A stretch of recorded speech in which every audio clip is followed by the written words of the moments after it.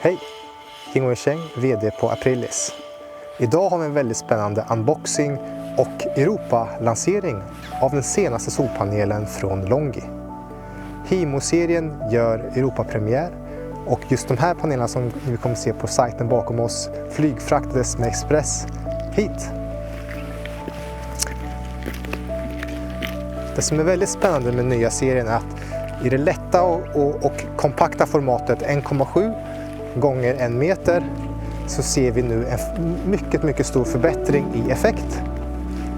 Och den teknologin som kallas för HPBC-cellerna som vi kan se här saknar helt silvriga busbars, vilket skapar en väldigt estetiskt tilltalande yta.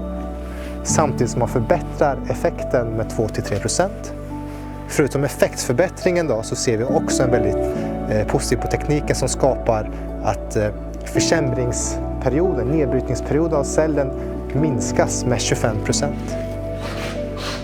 Det som också gör den här panelen väldigt intressant och tekniken intressant är att trots det kompakta formatet så får vi ut en väldigt hög effekt. Just den här panelen är på 425 watt.